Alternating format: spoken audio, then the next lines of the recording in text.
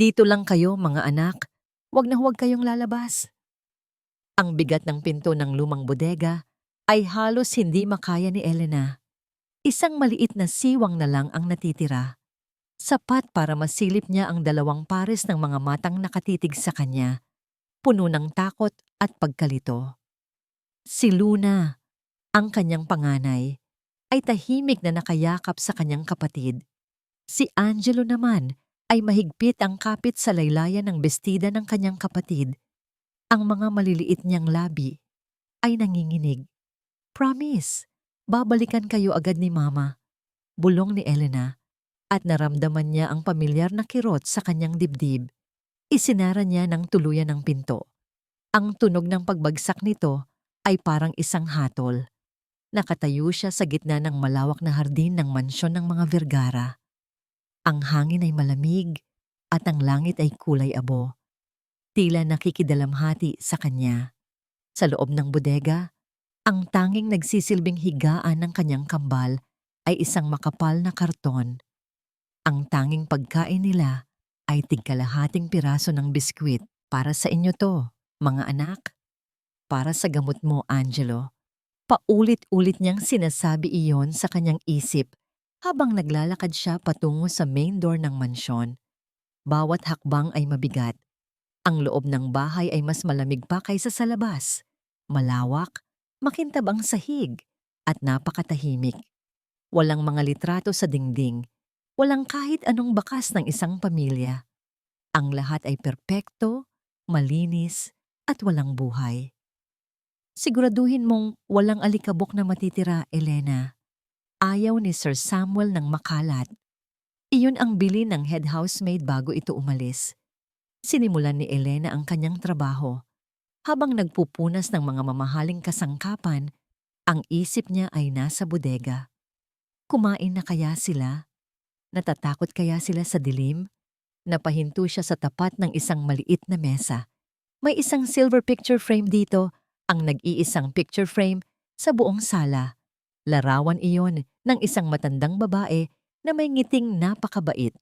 Siguro ay ina ito ni Sir Samuel. Sa hindi inaasahang pagkakataon, habang inaabot niya ang florera sa tabi nito, nasagi ng kanyang siko ang picture frame.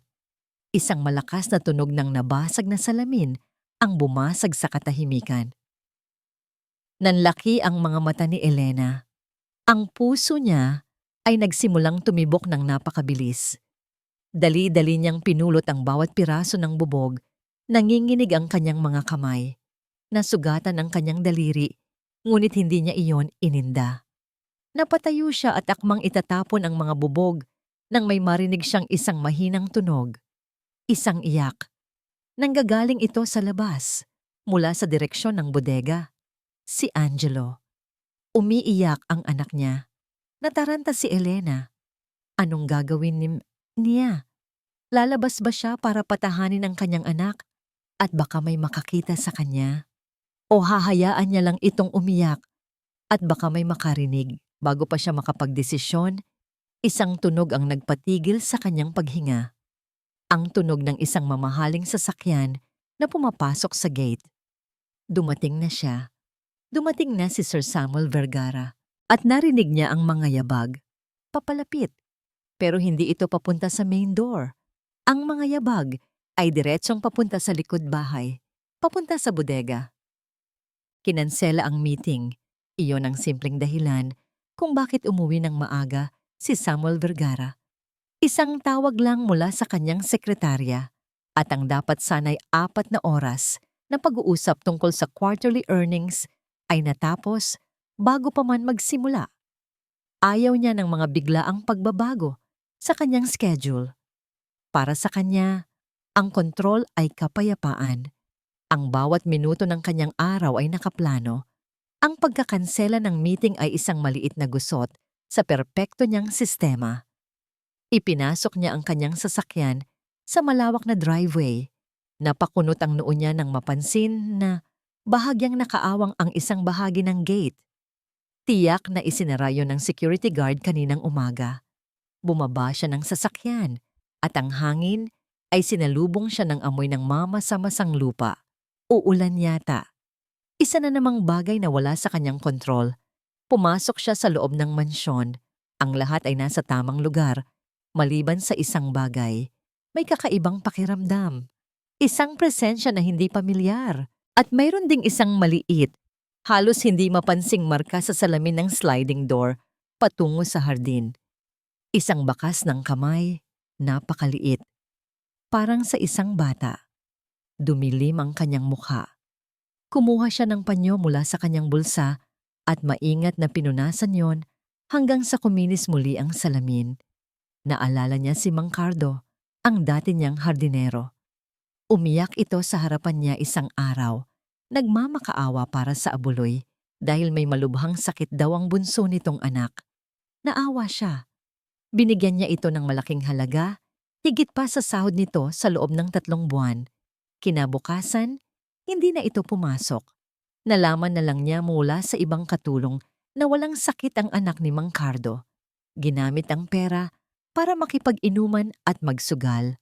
Mula noon, isinara na ni Samuel ang kanyang puso sa mga kwentong kahirapan. Para sa kanya, ang awa ay isang kahinaan at ang tiwala ay isang bagay na kailangang patunayan. Hindi basta-basta ibinibigay. Hindi na siya magpapalinlang muli. Tumunog ang kanyang cellphone. Pangalan ni Isabella ang lumabas sa screen. Ang kanyang fiancé. Samuel, the gala for the new investors is confirmed for Saturday. I sent the details to your secretary. Make sure you clear your schedule. Sabi nito sa kabilang linya. Ang boses ay laging formal. Laging may bahid ng utos. Okay, tipid niyang sagot. And please, wear the blue suit I picked out for you. It matches my gown. Okay, Isabella, I have to go. Hindi na niya hinintay ang sagot nito. Ibinaba na niya ang tawag. Ang katahimikan ay muling bumalot sa mansyon. Ngunit sa pagkakataong ito, may kasama itong isang tunog. Isang mahinang tunog. Parang isang hikbi. Nakinig siyang mabuti. Tiyak na hindi iyon galing sa loob ng bahay. Nanggagaling ito sa labas. Sa bandang likod bahay. Naglakad siya. Bawat hakbang ay may bigat ng awtoridad. Nilagpasan niya ang perpektong gupit na mga halaman at ang walang buhay na fountain sa gitna ng hardin. Ang kanyang mga mata ay nakatuon sa isang istruktura sa pinakadulo ng kanyang malawak na lupain. Ang lumang bodega. Isang lugar na hindi na niya pinapansin. Isang lugar na dapat ay walang laman, maliban sa mga sirang kasangkapan at alikabok. Habang papalapit siya, papalakas din ang tunog. Hindi na ito isang hikbi lang. Isa na itong malinaw na pag-iyak ng isang bata. Isang bata? Sa bodega ko? Ang hinala sa kanyang isip ay naging isang malamig na galit. Sino ang naglakas loob na gawin ito? Isa na naman bang desperadong empleyado na sinusubukang kunin ang kanyang simpatya? Isang bagong modus, humigpit ang kanyang panga. Ang alaala ni Mang Cardo ay bumalik. Sariwa pa rin ang kirot ng pagkakanulo.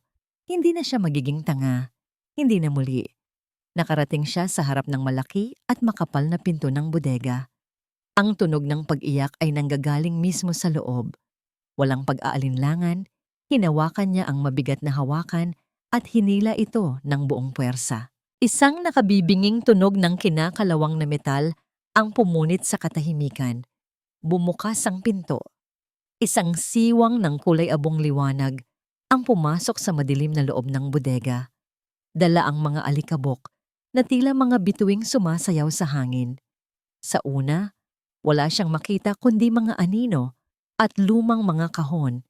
At doon, nang masanay na ang kanyang mga mata sa dilim, sa gitna ng mga lumang gamit, sa ibabaw ng isang maruming piraso ng karton. Nakita niya sila, 2 maliliit na bata, isang babae at isang lalaki. Nanginginig, magkayakap na tila iyon na ang kanilang huling sandata laban sa mundo. Ang kanilang mga mata ay bilog at puno ng takot. Nakatitig sa kanya ang dambuhalang anino na biglang sumira sa kanilang taguan. Natigilan si Samuel. Ang galit sa kanyang dibdib ay biglang napalitan ng isang bagay na hindi niya maintindihan. Pagkabigla, di paniniwala, ang kanyang perpektong mansyon, ang kanyang kontroladong mundo, ay bigla na lang pinasok ng dalawang musmos na nakatago sa loob ng kanyang bodega. Ang tunog ng kinakalawang na pinto ay parang kidlat na gumuhit sa kalangitan ng mundo ni Elena. Binitiwan niya ang basahan, hindi niya alintana ang mga bubog na naiwan sa sahig. Ang tanging naririnig niya ay ang mabilis na kabog ng kanyang dibdib. Ang tanging nakikita niya ay ang daan palabas ng pinto patungo sa likod bahay. Tumakbo siya. Bawat hakbang ay isang panalangin. Sana hindi pa. Sana mali ako ng dinig. Ngunit pagdating niya sa hardin, ang kanyang pinakamasamang bangungot ay nagkatotoo. Nakatayo sa harap ng nakabukas na pinto ng bodega si Sir Samuel Vergara. Ang kanyang tindig ay matigas na parang bato. Ang kanyang anino ay tila nilalamon ang kaunting liwanag na pumapasok sa loob. At sa loob, nakita niya ang kanyang mga anak na nanginginig sa takot. "Sir." Ang salita ay halos hindi lumabas sa kanyang lalamunan. Parang may bumara dito na gawa sa purong takot. Lumingon si Samuel sa kanya. Ang mga mata nito ay hindi nagpapakita ng galit. Mas malala pa roon, malamig, matigas, walang emosyon. Ito ang mga mata ng isang hukom na nagbigay na ng kanyang hatol. "Ano ang ibig sabihin nito?" tanong ni Samuel. Ang boses niya ay kalmado, ngunit ang kalamigan nito ay tumagos hanggang sa kaluluwa ni Elena. "Sir, patawad po." Nagsusumamong sabi ni Elena, lumalapit ng paunti-unti. Wala po kasing mag-aalaga sa kanila. Sandali lang po sana. Hindi siya pinansin ni Samuel. Ang tingin nito ay bumalik sa dalawang bata, hindi bilang mga inosenteng musmos, kundi bilang ebidensya ng isang kasalanan. Itinuro ni Samuel ang malaking gate ng mansyon. Isang simpleng kilos, ngunit para kay Elena, iyon ay parang pagturo ng isang espada sa kanyang puso. "Umalis ka, ngayon din." Nanlamig ang buong katawan ni Elena. "Sir, parang awa niyo na po. Kailangan ko po ng trabaho." "Ang kailangan ko ay mga empleyadong sumusunod sa patakaran, mga taong mapagkakatiwalaan." Sagot ni Samuel, bawat salita ay parang latigo.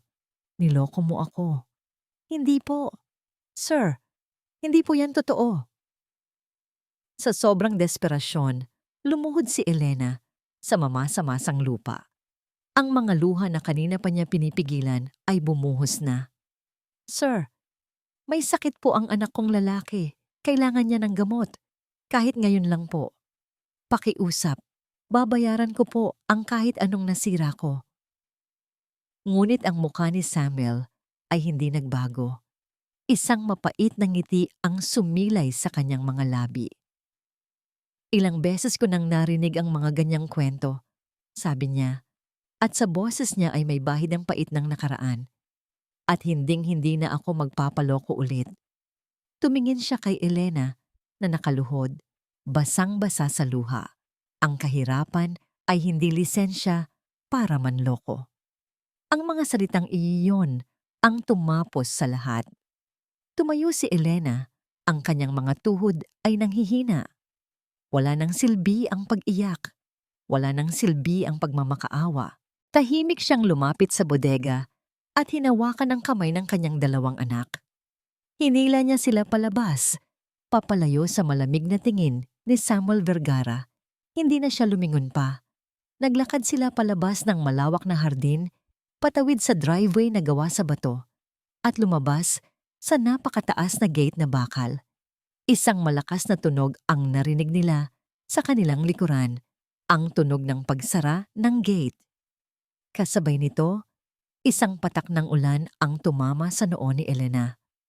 Sinundan pa ito ng isa at isa pa, hanggang sa ang ambon ay naging isang malakas na buhos ng ulan. Niyakap niya ang kanyang kambal habang naglalakad sila sa kalsadang walang katao-tao. Ang kanilang mga damit ay basang-basa. Ang mga luha ni Elena ay humalo na sa ulan.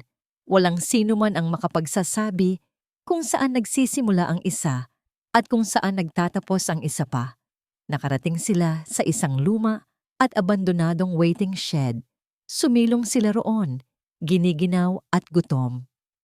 Umubo si Angelo, isang ubo na nagpunit sa puso ni Elena. Niyakap niya ang kanyang mga anak. Wala na. Wala na ang lahat. Ang pag-asa na saglit niyang nakita kaninang umaga ay inanod na ng ulan. Nasa pinakamababang punto na siya ng kanyang buhay. At sa gitna ng kanyang pagluluksa, sa gitna ng walang tigil na pagbuhos ng ulan, may narinig siyang isang tunog mula sa di kalayuan. Isang kalabog. Sinundan iyon ng isang tunog ng isang taong hirap na hirap huminga. Hindi ininda ni Elena ang lamig. Hindi niya ininda ang gutom. Ang tanging nararamdaman niya ay ang bigat ng kawalan ng pag-asa. Ngunit ang tunog na yon, isang kalabog, sinundan ng hirap na paghinga, ay pumukaw sa kanya mula sa kanyang pagkatulala. Ilang metro lang mula sa kanilang sinisilungan, sa gilid ng kalsada, may isang matandang babae na nakahandusay sa basang semento. Nakahawak ito sa kanyang dibdib. Ang mukha ay namimilipit sa sakit. Ang mga sasakyan ay dumaraan lang. Ang kanilang mga ilaw ay panandaliang nagbibigay liwanag sa katawan ng matanda bago muling bumalik sa dilim. Isang lalaking may payong ang napatingin, nag-atubili saglit at nagpatuloy din sa paglakad. Walang tumitigil, walang tumutulong. Tumingin si Elena sa kanyang mga anak. Si Angelo ay nakasandal sa kanya. Ang hininga ay mainit dahil sa sinat. Si Luna naman ay nanginginig, hindi dahil sa lamig, kundi dahil sa takot. Sila ang mundo niya. Sila ang tanging yaman niya. Ang responsibilidad niya ay nasa kanila. Pero nang muli niyang tiningnan ang matandang babae, nakita niya ang sarili niyang ina. Nakita niya ang isang buhay na unti-unting nawawala dahil walang sinumang may pakialam. Isang desisyon ang kailangang gawin. Isang desisyon na walang tamang sagot. Sa isang sulok ng waiting shed, may isang malaking karton na naiwan. Marahil ay pinaglagyan ng isang telebisyon o washing machine. Basa ang labas nito, ngunit mukhang tuyo pa sa loob. Hindi na nag-isip pa si Elena. Hinila niya ang mabigat na karton papunta sa pinakatuyong bahagi ng shed. Lumuhod siya sa harap ng kanyang mga anak. Mga anak, makinig kay mama, sabi niya. Ang kanyang boses ay pilit niyang pinatatatag. Maglalaro tayo. Dito muna kayo sa loob ng bahay-bahayan na to. Huwag kayong maingay ha? Huwag kayong lalabas hanggat hindi bumabalik si mama. Promise, mabilis lang ako. Hinalikan niya sila sa noo, isa-isa. Ang mga luha ay muling nagbabadya sa kanyang mga mata, ngunit pinigilan niya ito. Kailangan niyang maging malakas. Maingat niya silang inilagay sa loob ng karton. Inayos niya ang takip nito. Sapat lang para makapasok ang hangin, ngunit hindi sila makikita mula sa labas. Pagkatapos, tumakbo siya papalabas sa ulan. Lola, Lola, kaya niyo po ba? Sigaw niya habang papalapit sa matanda. Halos wala na itong malay. Sa lahat ng natitira niyang lakas, itinaas ni Elena ang matanda. Ipinasan niya ito sa kanyang likod. Ang bigat ng babae ay halos magpabuwal sa kanya, ngunit humigpit ang kanyang kapit. May nakita siyang isang maliwanag na karatula sa di kalayuan. City General Hospital. Naglakad siya. Naging takbo. Bawat hakbang ay isang paghihirap. Ang kanyang mga paa ay lumulubog sa tubig baha.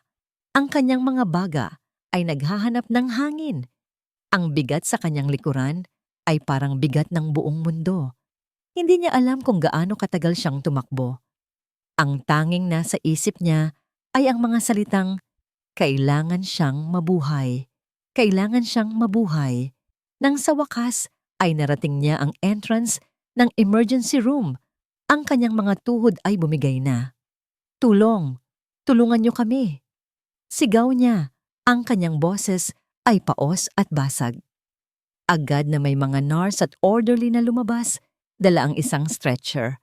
Maingat nilang kinuha ang matanda mula sa kanyang likuran. Nang mawala na ang bigat, doon na tuluyang bumagsak si Elena sa sahig. Ang lahat ay umikot. Ang lakas na nagtulak sa kanya kanina ay bigla na lang naglaho. Isang nurse ang lumuhod sa tabi niya. "Miss, ayos ka lang? Anong pangalan mo? Kailangan namin para sa mga papeles." Umiling lang si Elena. Hirap na hirap huminga. Itinuro niya ang pinto kung saan ipinasok ang matanda.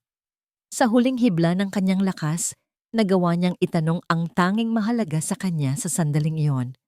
"Mabubuhay po ba siya?" Kasabay nito, sa loob ng malamig at tahimik niyang mansyon, tumunog ang cellphone ni Samuel Vergara, isang numerong hindi rehistrado. Sinagot niya ito. "Hello, is this Mr. Samuel Vergara?" Tanong ng isang kalmadong boses. "This is City General Hospital. We are calling regarding a patient named Teresa Vergara." Ang bawat segundo ay parang isang oras. Minaneho ni Samuel ang kanyang sasakyan na parang hinahabol ng kamatayan. Ang ulan ay malakas at ang mga ilaw ng syudad ay nagsasabog sa kanyang windshield, ngunit wala siyang pakialam. Ang tanging naririnig niya ay ang paulit-ulit na salita ng babae sa telepono. "City General Hospital, Teresa Vergara, cardiac event." Ang kanyang ina, ang nag-iisang tao sa mundo na pinagmumulan ng kanyang lakas at kahinaan. Halos mapatid ang kanyang hininga nang iparada niya ang sasakyan sa harap ng emergency entrance. Hindi na niya ito inilagay sa tamang parking. Tumakbo siya papasok.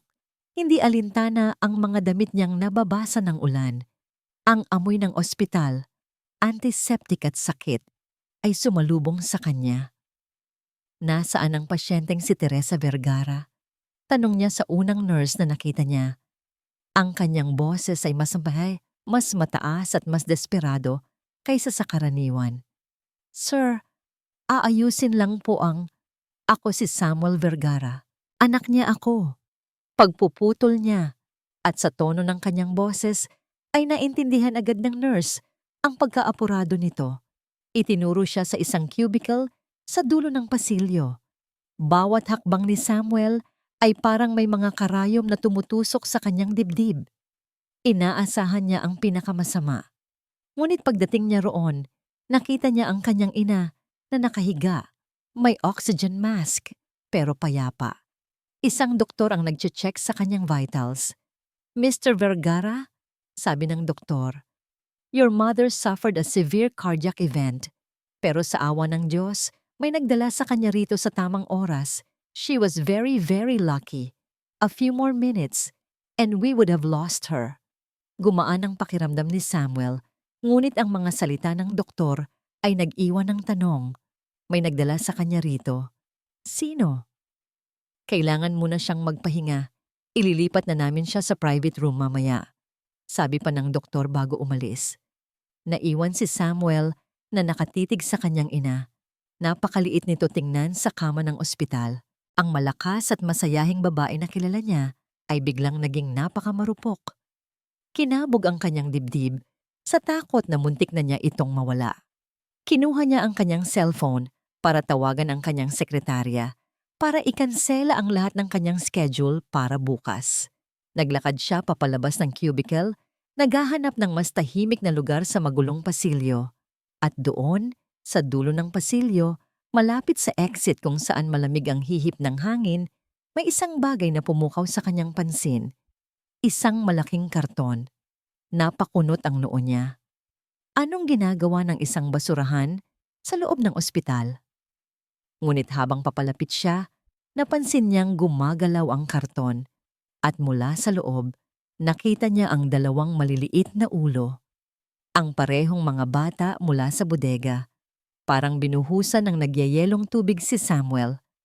Ang kanyang tingin ay lumipat mula sa karton patungo sa figura na nakaupo sa isang plastik na upuan sa tabi nito.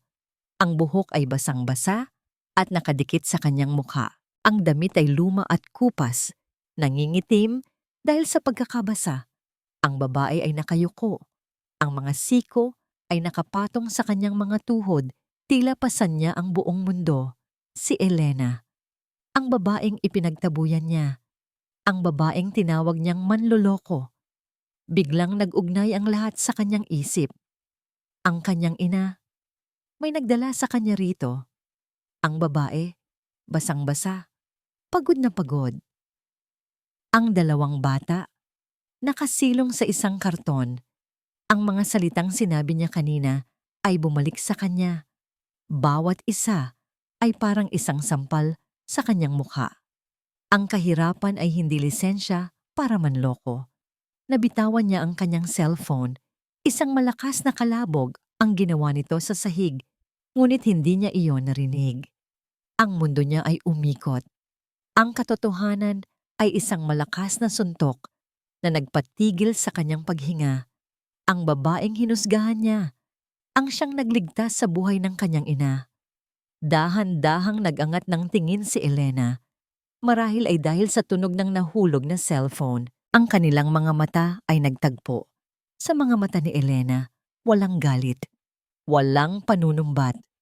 Ang nakita lang ni Samuel ay isang nakakabininging pagod. Isang nurse ang lumabas mula sa cubicle ng kanyang ina. "Sir Vergara, gising na po ang nanay ninyo."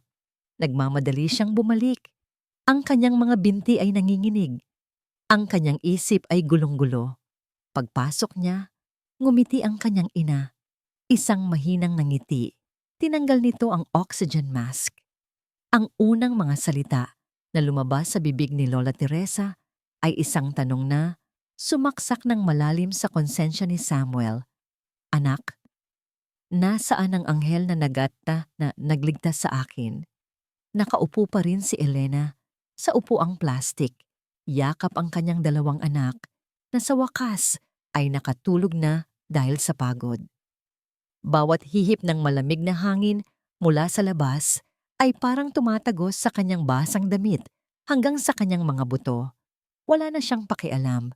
Manhid na ang kanyang katawan. Manhid na ang kanyang puso. Isang nurse ang lumapit sa kanya. "Miss Elena Morales?" Nag-angat siya ng tingin. Ang kanyang mga mata ay pagod. "Gising na po si Mrs. Vergara. Gusto ka raw po niyang makausap."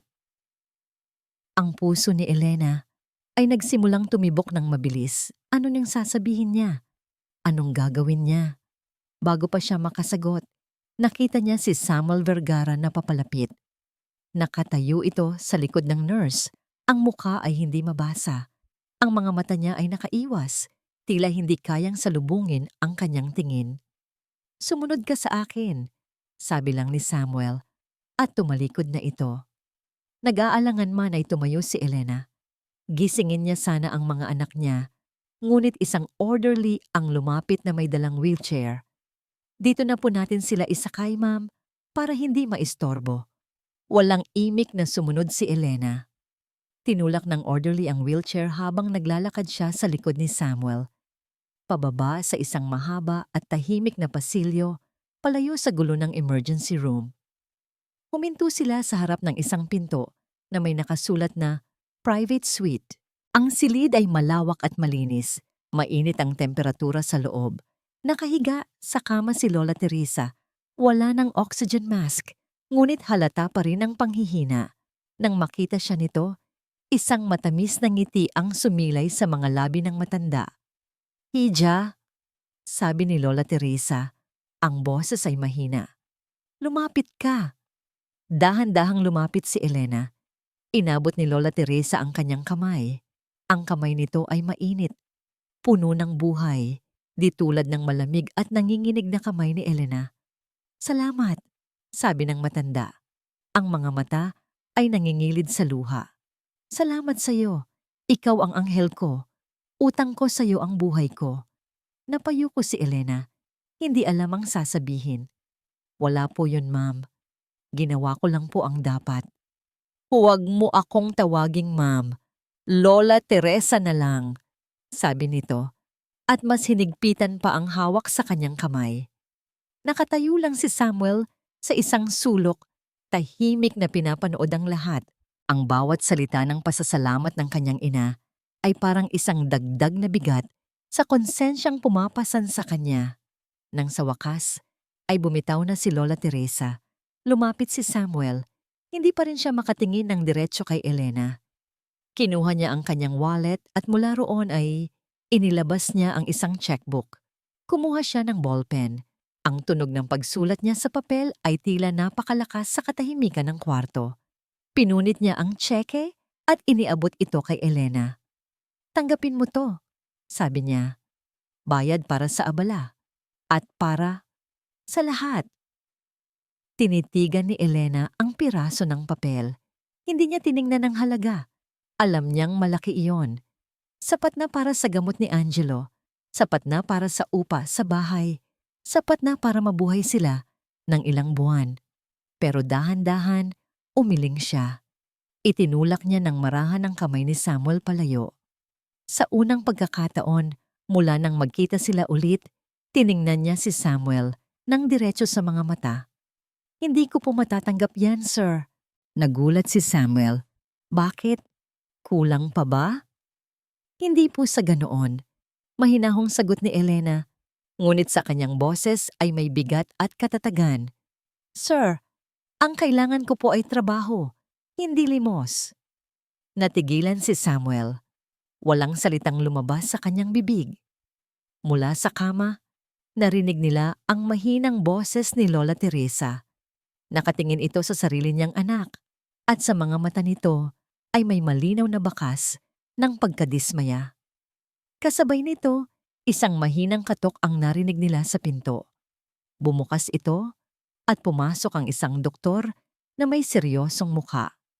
Hinanap ng tingin nito si Elena. "Mrs. Morales?" "Ako po," sagot ni Elena, kinakabahan. "We need to talk about your son," sabi ng doktor. Ang kanyang boses ay mababa at seryoso. Nahihirapan po siyang huminga. "We need to run some extensive tests right now." Ang mga salita ng doktor ay parang isang alarmang hindi tumitigil sa loob ng isip ni Samuel. Nahihirapan huminga. Extensive tests.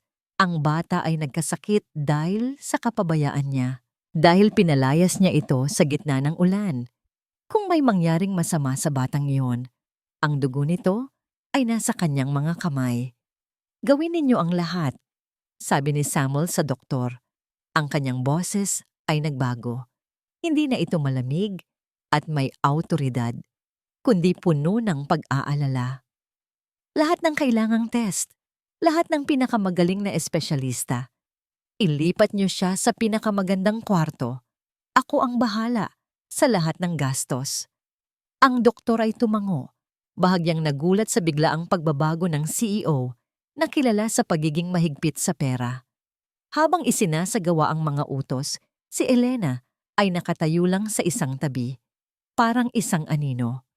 Wala siyang magawa. Wala siyang masabi. Ang kanyang anak ay kinuha mula sa kanya at dinala sa isang silid na puno ng mga makina, at ang taong gumagawa ng lahat ng desisyon ay ang parehong taong nagdulot ng kanilang paghihirap. Pinapanood ni Samuel si Elena. Nakikita niya ang takot sa mga mata nito. Nakikita niya ang panginginig ng mga kamay nito. Gusto niyang lumapit. Gusto niyang sabihin na patawad. Ngunit ang mga salita ay ayaw lumabas. Anong karapatan niyang humingi ng tawad? Sa gitna ng tensyonadong katahimikan, isang bagong presensya ang dumating. Si Isabela. Pumasok siya sa pasilyo na parang isang modelo sa isang fashion show. Ang kanyang damit ay perpekto. Ang kanyang buhok ay walang kahit isang hiblang wala sa lugar. Ang kanyang mamahaling pabango ay agad na pumuno sa hangin. Isang matalim na kaibahan sa amoy ng ospital. Huminto siya at tiningnan ang eksena sa harap niya. Si Samuel, ang kanyang mapapangasawa, ay balisa.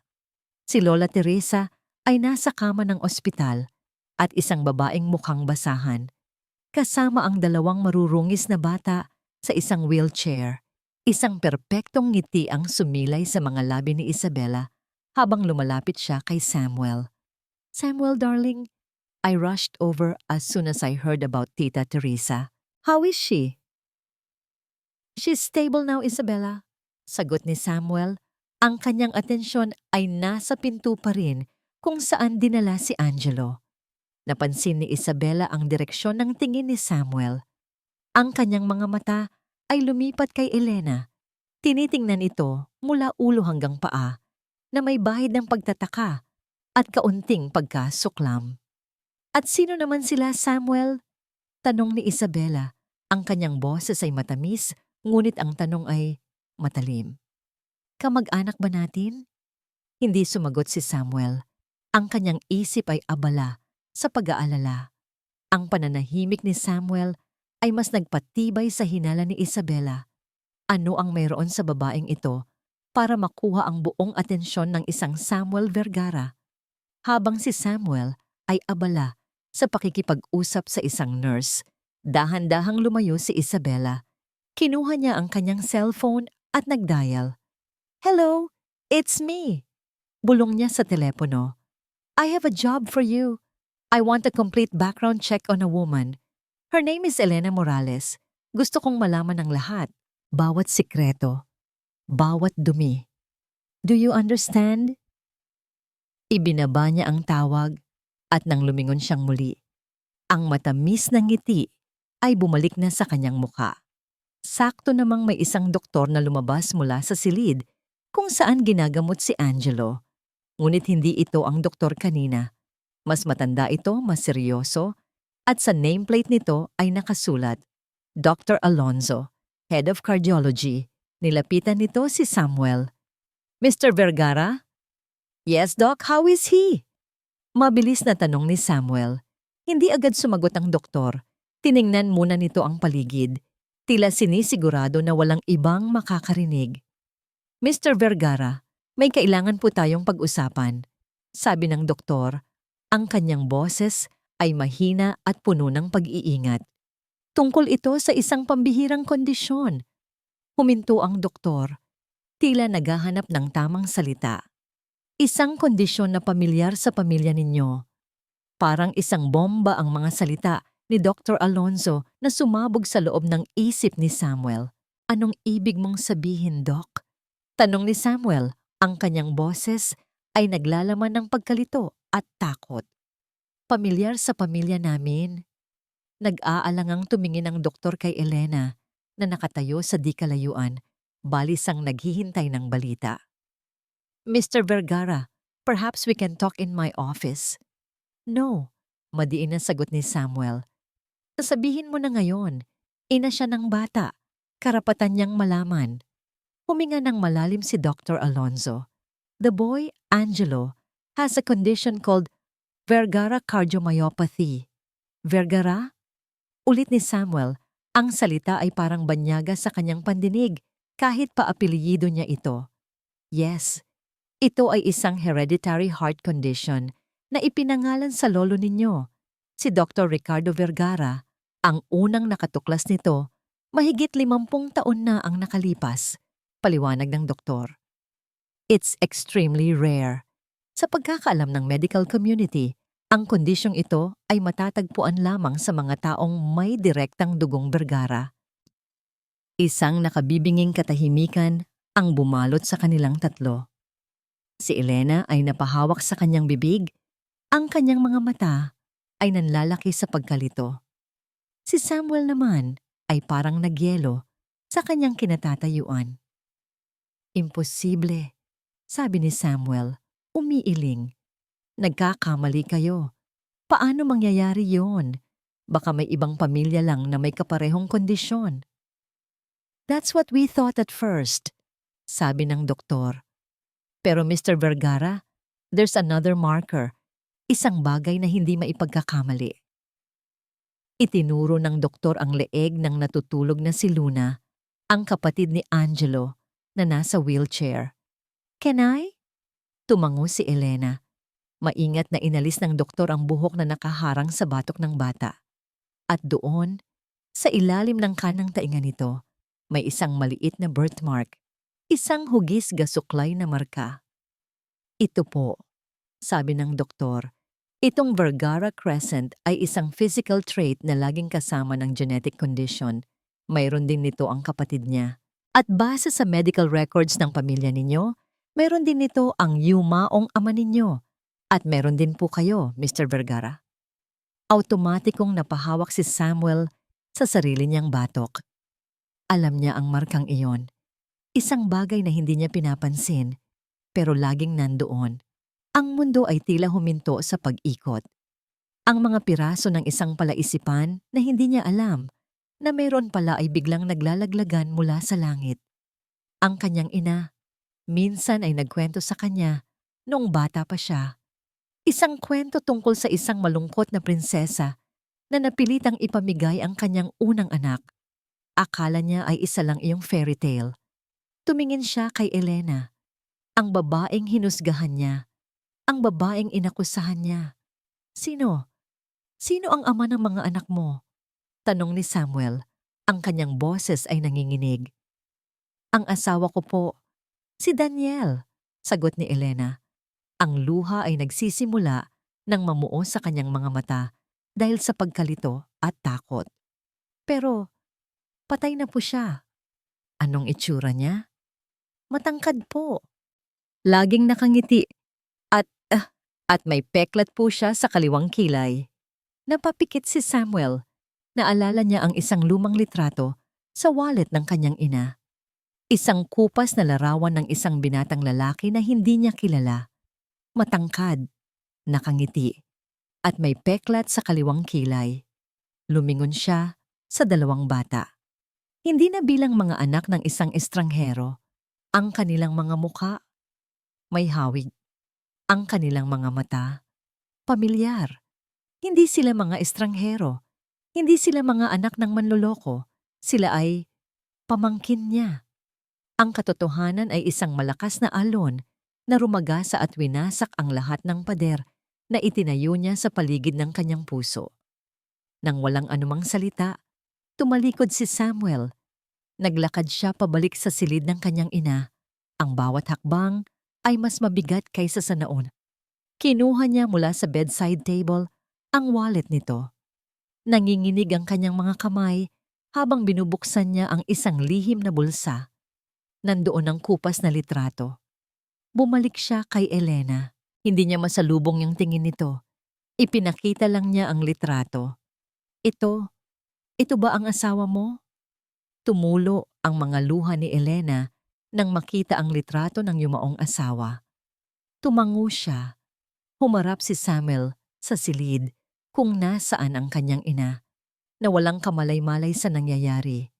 Ang kanyang puso ay puno ng mga tanong na alam niyang iisang tao lang ang makakasagot.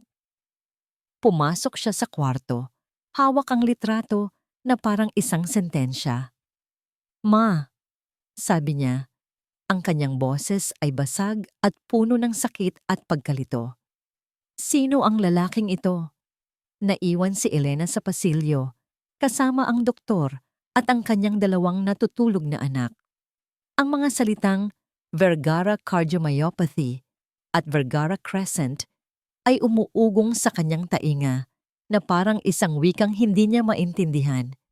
Ang kanyang simpleng mundo na puno ng pag-aalala para sa pambili ng gamot at pambayad ng upa ay bigla na lang ginulo ng mga salitang pangmayaman, ng mga sakit na may apelyido. Tiningnan niya ang kanyang mga anak, si Angelo, na ang puso ay may dalang isang sumpa na kasing tanda ng isang mayaman na angkan.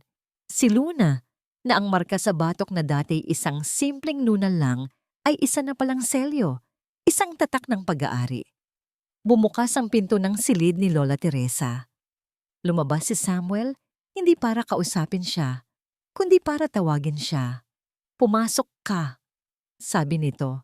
Ang boses ay walang laman, walang emosyon. Nag-aalangang pumasok si Elena. Ang orderly na nagbabantay sa kanyang mga anak ay tumangulang. Tinitiyak na ligtas sila. Sa loob ng silid, ang hangin ay mabigat. Nakatayo si Samuel sa isang sulok, parang isang anino. Ang mga kamao ay nakakuyom. Si Lola Teresa naman ay umayos ng upo. Ang kanyang mukha ay bakas ng lungkot na tinago sa loob ng maraming taon. May hawak siyang isang lumang litrato. Ang litrato ni Daniel. Hija, simula ni Lola Teresa. Basag ang boses. May isang kwento akong kailangang sabihin sa'yo. Isang sikretong dinala ko sa aking dibdib sa loob ng halos 30 taon. Nakinig lang si Elena. Ikinuwento ni Lola Teresa ang lahat. Ang kanyang unang pag-ibig, isang lalaking hindi katanggap-tanggap sa kanyang mga magulang. Ang kanilang lihim na relasyon, ang kanyang pagbubuntis, ang takot, ang kahihiyan, at ang pinakamasakit sa lahat, ang araw na ipinanganak niya, ang isang malusog na sanggol na lalaki. At ang parehong araw na yon ay sa pilitan itong kinuha mula sa kanya para ipaampon. Wala akong nagawa, sabi ni Lola Teresa. Ang mga luha ay walang tigil sa pag-agos. Bata pa ako, takot, sunod-sunuran. Ang tanging alaala na iniwan nila sa akin ay ang litratong yan. Tumingin si Lola Teresa kay Elena. Ang kanyang mga mata ay puno ng pagsusumamo. Hindi ko na siya nakita ulit. Hindi ko na siya nayakap. Ang anak ko. Si Daniel. Parang gumuho ang mundo ni Elena. Ang kanyang Daniel. Ang kanyang mabait at masipag na asawa na laging nagkwekwento na lumaki siya sa isang ampunan at hindi na nakilala ang kanyang mga tunay na magulang. Ang lalaking namatay dahil sa biglaang atake sa puso na hindi maipaliwanag ng mga doktor sa pampublikong ospital. Lahat ng piraso ay nagkabit-kabit sa isang masakit at hindi kapani-paniwalang paraan. Naramdaman niya ang mga kamay ni Lola Teresa sa kanyang mga kamay, ngunit ang kanyang tingin ay napunta kay Samuel. Nakatayo lang ito roon, ang muka ay matigas, hindi mabasa ang iniisip. Napaurong si Elena. Bigla siyang nakaramdam na parang isang dayuhan na napasok sa gitna ng trahedya ng isang pamilyang hindi niya kabilang. Hinila niya ang kanyang mga kamay. Pasensya na po. Hija, pamilya kita, sabi ni Lola Teresa. Hindi po.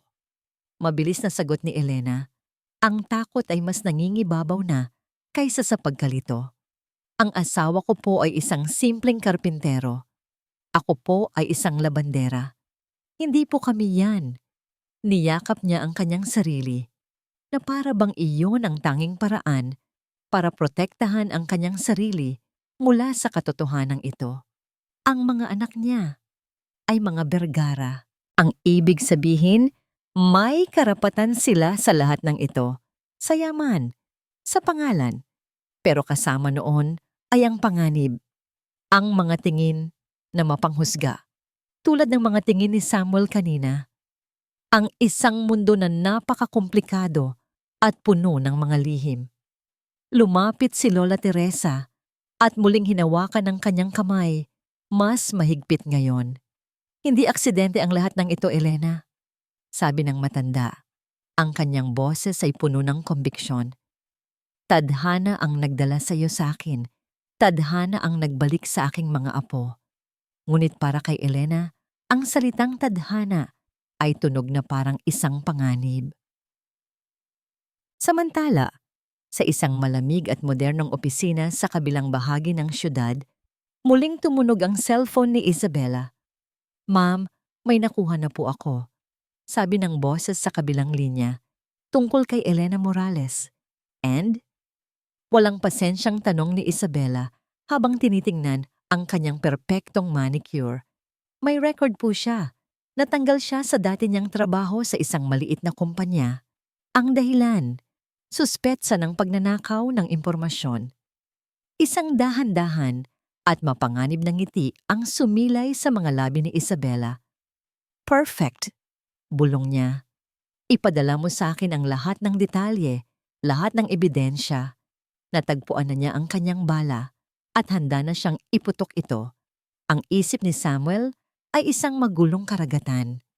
Sa isang iglap, nalaman niyang mayroon siyang mga pamangkin.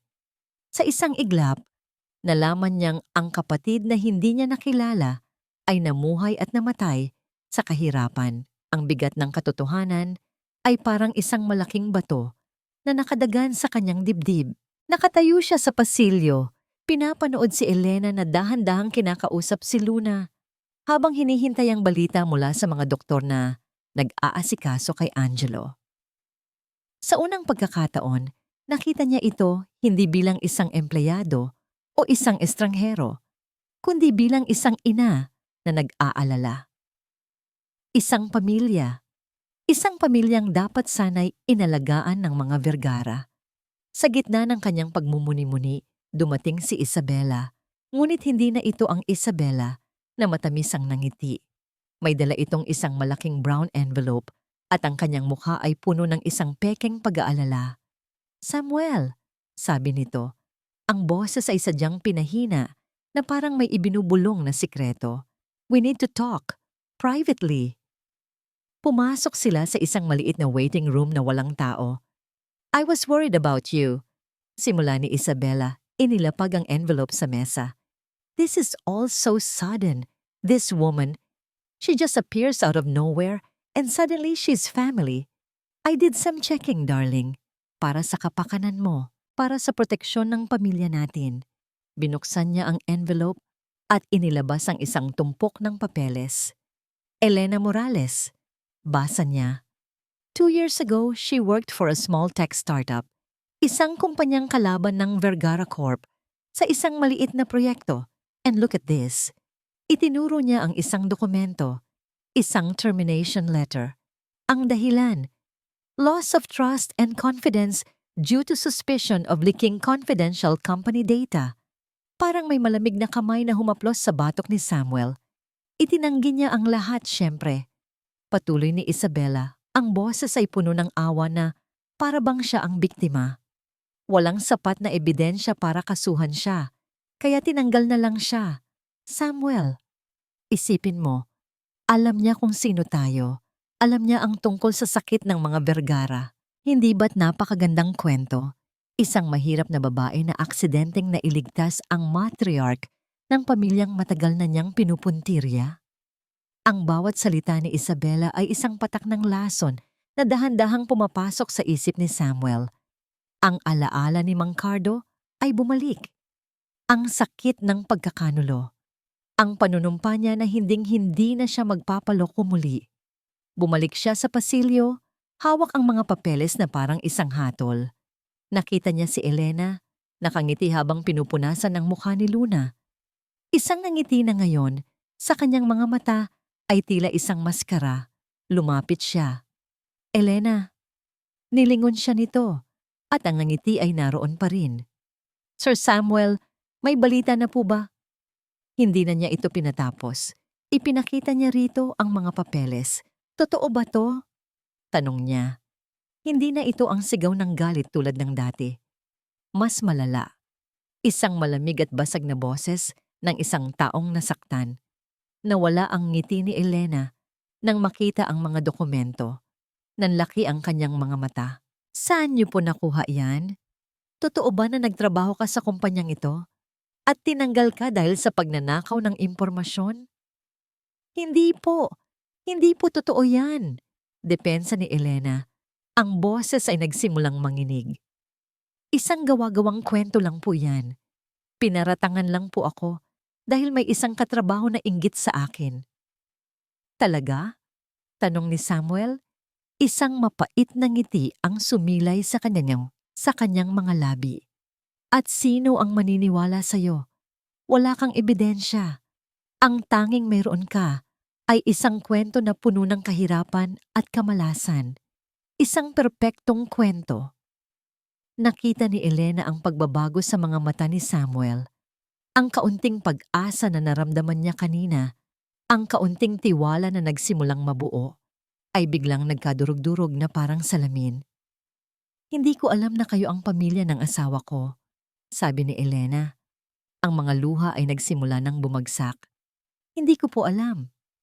Pero napakadali para sa'yo na sabihin, yan ngayon, hindi ba?" Iyon na ang huling salita. Ang huling pako sa kanyang ataul. Tumigil sa pag-iyak si Elena. Pinunasan niya ang kanyang mga luha Tumayo siya ng tuwid. Ang babaeng mukhang basahan at puno ng takot ay biglang nagkaroon ng dignidad. Tiningnan niya si Samuel ng diretso sa mga mata. "Kung iyan ang tingin ninyo sa akin," sabi niya. Ang kanyang boses ay kalmado na, ngunit bawat salita ay may bigat. "Wala na tayong dapat pag-usapan." Tumalikod siya. Lumapit siya sa wheelchair at hinawakan ng kamay ni Luna. "Tara na, anak," sabi niya. "Aalis na tayo." Nakatayo lang si Samuel sa pasilyo. Pinapanood ang likod ni Elena habang papalayo ito. Tulak-tulak ang wheelchair ng kanyang anak. Ang bawat hakbang nito ay parang isang dagok sa kanyang dibdib. Bakit masakit? Kung totoo ang lahat ng ebidensya, hindi ba't dapat ay galit ang nararamdaman niya? Hindi ba't dapat ay gumaan ang kanyang loob dahil napatunayan niyang tama ang kanyang hinala? Pero hindi. Ang nararamdaman niya ay isang malalim na pagkabigo. Isang sakit na hindi niya maintindihan. Bumalik siya sa silid ng kanyang ina. Nakita siya ni Lola Teresa at agad na nabasa ang gulo sa kanyang muka. "Anak, anong nangyari?" "Wala, ma," sagot ni Samuel.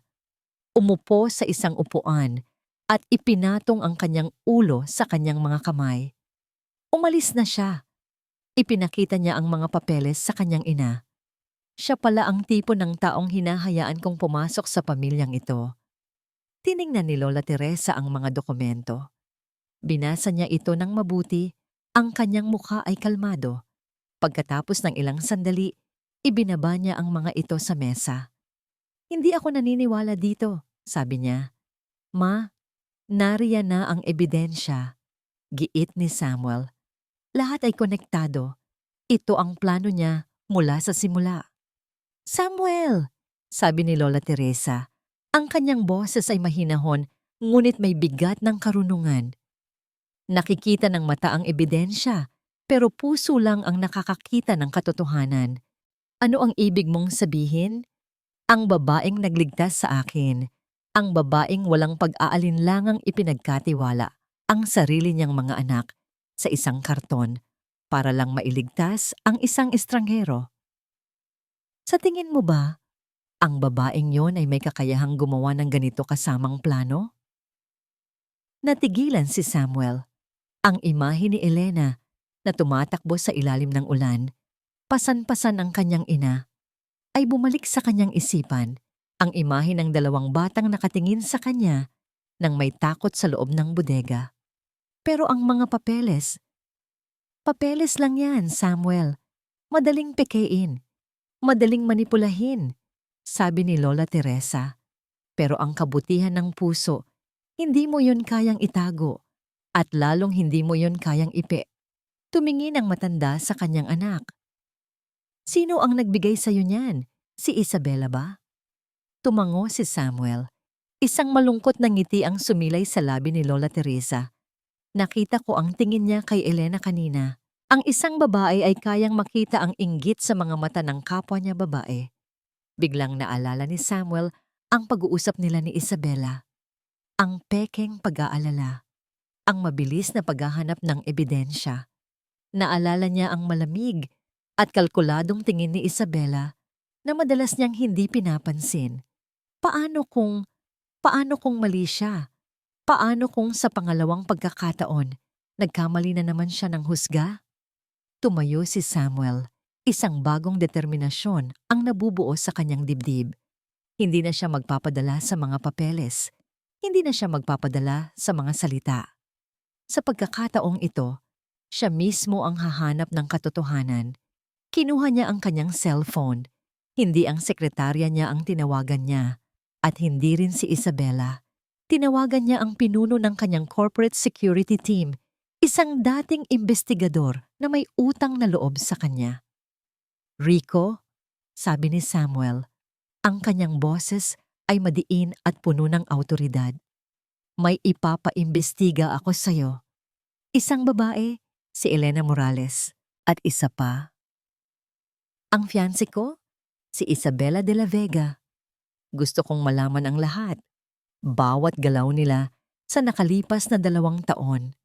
Walang itatago. Walang palalampasin. I need the results tonight. Ibinaba niya ang tawag. Huminga siya ng malalim. Ano man ang kahinatnan nito, kailangan niyang malaman ang totoo. Makalipas ang halos 2 oras ng nakakabinging paghihintay, muling tumunog ang kanyang cellphone. Si Rico. Sir, sabi ng investigador sa kabilang linya, may nahanap na kami tungkol sa kaso ni Elena Morales sa dati niyang kumpanya. Ano yon? Mayroon pong isang key witness, sir. Isang dating kasamahan ni Elena na umaming siya ang nag-leak ng impormasyon pero itinuro niya si Elena para iligtas ang sarili niya. Nasaan ang witness na yan ngayon? Tanong ni Samuel, ang puso niya ay kumakabog. Iyon na nga po ang problema, sir, sabi ni Rico. Pagkatapos niyang umalis sa kumpanyang iyon, ang witness na ito ay agad na nakakuha ng bagong trabaho bilang personal assistant ng isang Miss Isabela de la Vega. Ang katahimikan sa loob ng conference room ng ospital ay halos nakakabingi. Ipinatawag ni Samuel ang isang family meeting. Naroon si Lola Teresa, nakaupo sa isang silya, ang kanyang mukha ay kalmado, ngunit ang mga mata ay matalim. Naroon si Isabela, nakaupo na parang isang reyna, nagtataka kung bakit siya ipinatawag sa isang lugar na hindi nababagay sa kanya. At naroon si Elena. Pinakiusapan siya ni Samuel na bumalik, hindi para magpaliwanag, kundi para makinig. Pumayag siya, hindi para sa sarili niya, kundi para sa huling pagkakataon na ipagtanggol ang pangalan ng kanyang mga anak. Salamat sa pagdating ninyong lahat. Simula ni Samuel. Ang kanyang boses ay hindi nabasag o galit. Ito ay kalmado. Ang kalamigan ng isang bagyo na malapit ng manalasa. Isabela, sabi niya, direktang nakatingin sa kanyang fiancé. Nagpapasalamat ako sa iyong pag-aalala kanina. Dahil doon, napilitan akong gumawa ng sarili kong investigasyon. Isang bahagyang kaba ang gumuhit sa mukha ni Isabela, ngunit agad niya itong itinago sa likod ng isang ngiti. Of course, darling. Anything for you. Good, sabi ni Samuel. Ikinonekta niya ang kanyang laptop sa malaking screen sa dingding. Dahil gusto kong ipakilala sa inyo ang isang tao. Isang video call ang lumitaw sa screen. Isang babaeng nasa mga 30, ang mukha ay balisa. Nanlaki ang mga mata ni Isabela. Cynthia, anong ginagawa mo? Miss Cynthia Robles? Pagpapatuloy ni Samuel, hindi pinapansin ang reaksyon ni Isabela. Dating kasamahan ni Miss Elena Morales sa dati nilang kumpanya at hanggang kaninang umaga, personal assistant ni Miss Isabela de la Vega. Nagsimulang mamutla si Isabela. Miss Robles, sabi ni Samuel sa babae sa screen, maaari mo bang ikwento ulit sa amin ang nangyari 2 taon na ang nakalipas? Nanginginig ang boses ni Cynthia, ngunit nagsalita ito. Ako po ang kumuha ng data. Ako po ang nagbenta nito sa kalabang kumpanya. May malaki po akong pagkakautang noon. Pero nang malapit na akong mahuli, tinakot po ako. Tinakot po ako ni Ma'am Isabela. Tumingin ito kay Isabela sa screen. Sinabi niya na tulungan ko siyang idiin si Elena at ililigtas niya ako. Bibigyan niya ako ng trabaho, pera. Sinabi niya na matagal na niyang gustong tanggalin sa landas niya si Elena dahil inggit siya rito sa trabaho. Sinungaling! Sigaw ni Isabela, tumayo. That's slander. I will sue you. Hindi mo na kailangang gawin yan. Kalmadong sabi ni Samuel. Inilabas niya ang isang folder at inilapag ito sa mesa. Dahil narito ang kopya ng mga bank transfer mula sa offshore account mo papunta sa account ni Miss Robles. Regular na bayad sa loob ng 2 taon. Isang loyalty fee, di ba? Parang binuhusan ng mainit na tubig si Isabela. Wala na ang postura, wala na ang pekeng ngiti. Ang natira na lang ay ang hubad na galit at pagkagapi. Tumingin siya kay Elena. Ang mga mata ay nag-aapoy sa puot. Ikaw, mga agaw, Isang basahan na bigla na lang sumulpot para sirain ang lahat. Isabela, tama na. Maring sabi ni Lola Teresa. Ngunit hindi na nakinig si Isabela. Humarap siya kay Samuel. At ikaw? Ipagpapalit mo ako para sa babaeng yan? Isang babaeng walang class, walang yaman, walang maibibigay sa pangalan ng mga Vergara. Tumayo si Samuel. Nilapitan niya si Isabela. Hindi bilang isang nagmamahal na nobyo, kundi bilang isang tagahatol. Mali ka, Isabela, sabi niya. Ang boses ay malamig na parang yelo. Naibigay na niya ang isang bagay na hinding-hindi mo kayang ibigay. Isang bagay na hindi kayang bilhin ng pera mo. Tumingin si Samuel kay Elena. At sa unang pagkakataon, nakita ni Elena ang tunay na pagsisisi sa mga mata nito. Naibigay niya ang isang aral. Patuloy ni Samuel, ang tingin ay bumalik kay Isabela. Ang aral na ang tunay na dumi ay hindi nakikita sa damit, kundi sa puso. Huminga siya ng malalim. Tapos na ang engagement natin, Isabela. Umalis ka na. Pinatawa ng mapakla si Isabela. Hindi mo ito magagawa sa akin, Samuel. Ang pamilya ko. Kakausapin ko ang pamilya mo. Putol ni Samuel. At sisiguraduhin kong malalaman nila ang lahat. Ngayon, umalis ka na. Bago pa kita ipakaladkad sa security. Walang nagawa si Isabela. Ang kanyang mga sandata ay nawalan na ng silbi. Kinuha niya ang kanyang mamahaling bag. At sa huling pagkakataon, tiningnan niya si Elena nang may sukdulang pagkamuhi. Pagkatapos, tumalikod siya at lumabas ng silid. Ang tunog ng kanyang mga takong ay ang tanging ingay na naiwan. Nang magsara ang pinto, isang mabigat na katahimikan ang bumalot sa silid. Nakatayo si Elena, hindi makapaniwala. Sa lahat ng nasaksihan, nakatayo si Lola Teresa. At si Samuel, dahan-dahan siyang lumingon para harapin si Elena. Ang CEO, na palaging mataas ang tingin, ang hari ng kanyang palasyo, ay dahan-dahang lumapit. At sa harap ni Elena, sa harap ng kanyang ina, dahan-dahan siyang lumuhod. Natigilan si Elena. Ang buong mundo ay tila huminto sa pag-ikot. Ang tanging naririnig niya ay ang mabilis na pagtibok ng sarili niyang puso at ang mahinang tunog ng pagkaskas ng tela ng pantalon ni Samuel sa sahig. Si Samuel Vergara, ang hari ng kanyang palasyo, ang CEO na kinatatakutan ng lahat, nakaluhod sa kanyang harapan. Patawad. Isang salita lang, ngunit binitawan niya ito na parang isang napakabigat na bato na matagal na niyang pinapasan. Nag-angat siya ng tingin at sa unang pagkakataon, nakita ni Elena ang kahinaan sa mga mata nito. Isang kaluluwang nasasaktan. Patawad. Ulit niya, mas malinaw ngayon. Hindi dahil nalaman kong pamilya tayo. Hindi dahil ikaw ang ina ng mga pamangkin ko. Patawad dahil hinusgahan kita. Patawad dahil sinaktan kita. Hindi makapagsalita si Elena. Ang mga salitang gusto niyang marinig ay sa wakas ay narito na. Ngunit ang sakit na idinulot nito ay napakalalim. Naging bulag ako. Patuloy ni Samuel. Ang kanyang boses ay basag. Ikinulong ko ang sarili ko sa isang mundo na gawa sa pera at patakaran. At kinalimutan kong tingnan ang pinakamahalaga sa lahat. Ang puso ng isang tao. Ang puso mo. Dahan-dahang umiling si Elena, hindi dahil hindi siya naniniwala, kundi dahil sa bigat ng alaala. Alam niyo po ba kung anong pakiramdam? Sa wakas ay nagsalita siya. Ang boses ay nanginginig, ngunit matatag. Ang pakiramdam na itaboy sa gitna ng ulan, na parang basura. Ang pakiramdam na sabihan kang manloloko, habang ang tanging iniisip mo ay kung paano mo bubuhayin ang mga anak mo. Ang sakit po dito, sabi niya.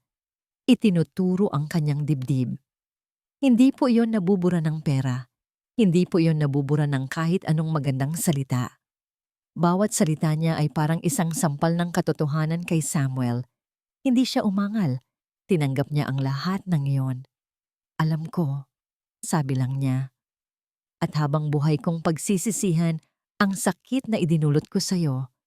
Sa gitna ng mabigat na sandaling iyon, dahan-dahang bumukas ang pinto. Pumasok ang isang orderly, kasama si Lola Teresa at ang dalawang bata na nagising na. "Mama!" sigaw ni Luna at tumakbo para yakapin ang binti ni Elena. Sumunod si Angelo, mahigpit ang kapit sa palda ng kanyang ina. Nabasag ang tensyon, naputol ang sandali. Nakita ni Luna si Samuel na nakaluhod pa rin. Sa inosenteng isip ng isang bata, hindi niya nakita ang isang CEO na nagsisisi. Ang nakita niya lang ay isang tito na mas mababa sa kanya. Lumapit ang bata at marahang hinawakan ang balikat ni Samuel. "Tito, bakit ka po umiiyak?" Hindi na malaya ni Samuel na may mga luha na palang tumutulo mula sa kanyang mga mata. Dahan-dahan niyang pinunasan ang mga ito. Ngumiti siya, isang tunay at malungkot na ngiti. "Wala ito, little one." May alikabok lang na pumasok sa mata ni Tito. Tumayo si Samuel at sa pagkakataong ito, lumuhod siya sa harap ng dalawang bata para maging kapantay nila. "Angelo." "Luna," sabi niya, ang kanyang boses ay malambing. Isang tono na kahit kailan ay hindi pa narinig ni Elena mula sa kanya. "Ako si Tito Samuel. Patawarin niyo si Tito kung natakot ko kayo kanina, ha?" Si Luna, na mas bibo, ay tumangulang. Si Angelo naman ay nagtago pa rin sa likod ng kanyang ina, ngunit sumisilip na. Lumapit si Lola Teresa. Hinawakan niya ang isang kamay ni Elena at ang isang kamay naman ay ipinatong niya sa balikat ni Samuel. Tiningnan niya silang dalawa. "Ang pamilya ay hindi perpekto," sabi ng matanda. "Nagkakamali, nagkakasakitan, pero ang pinakamahalaga ay natututo tayong magpatawad, natututo tayong maghilom." Tumingin si Samuel kay Elena. Sa pagkakataong ito, wala nang pagkukunwari, wala nang mga pader. Ang nakikita na lang nila ay ang tunay na sila. Isang lalaking sugatan dahil sa kanyang pagkakamali at isang babaeng sugatan dahil sa kalupitan ng mundo. Hindi sinabi ni Elena na pinapatawad na niya ito. Hindi pa kaya ng kanyang puso. Pero tumango siya. Isang maliit, halos hindi mapansing tango.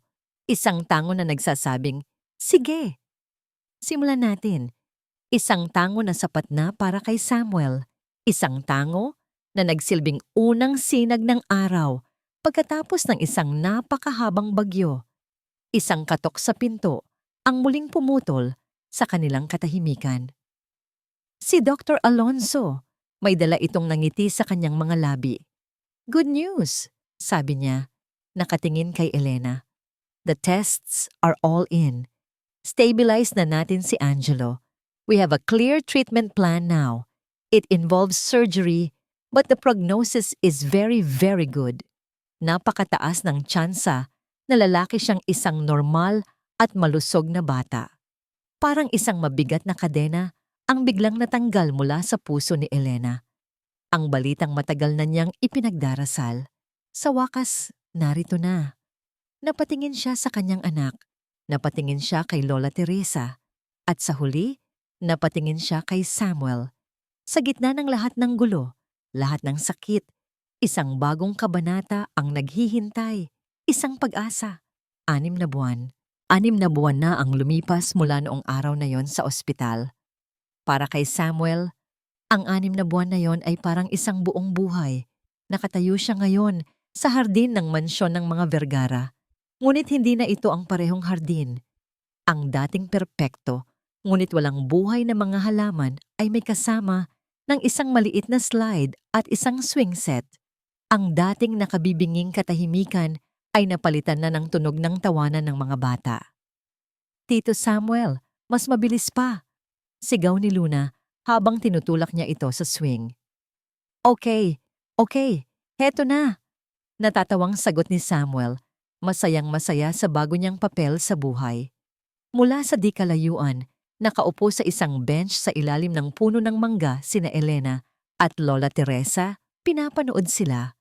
Sa tabi nila, abala si Angelo sa pagbuo ng isang puzzle. Matagumpay ang operasyon nito, 2 buwan na ang nakalipas.